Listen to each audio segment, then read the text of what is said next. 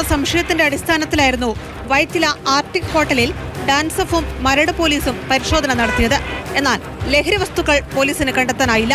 ഇതിനിടയിലാണ് അനാശാസ്യ സംഘം പോലീസിന്റെ പിടിയിലായത്. പുറത്തുനിന്നുള്ള ഏജൻസി കരാറെടുത്ത് നടത്തിയിരുന്ന സ്പായുടെ മറവിലായിരുന്നു അനാശാസ്യ പ്രവർത്തനങ്ങൾ. മലയാളികളായ 12 യുവതികളും സ്പാ കേന്ദ്രത്തിന് നടത്തിപ്പുകാരനും ഉൾപ്പെടെ 15 പേർ പോലീസിന്റെ പിടിയിലായി. മഞ്ചേരി സ്വദേശി നൌഷാദാണ് കരാറെടുത്ത് സ്പാ കേന്ദ്രം നടത്തിയിരുന്നത്. ജോസ് എന്നയാൾക്കാണ് നടത്തിപ്പിന്റെ ചുമതല. മാനേജറായ യുവതിക്ക് 30,000 രൂപയും മറ്റു പെൺകുട്ടികൾക്ക് മാസം 15,000 രൂപയുമായിരുന്നു ശമ്പളം നൽകി വന്നത്.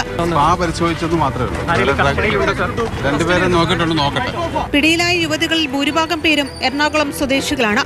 നടത്തിപ്പുകാരനായ ജോസ് എന്നയാളൊഴികെ മറ്റുള്ളവരെ സ്റ്റേഷൻ ജാമ്യത്തിൽ വിട്ടയച്ചു.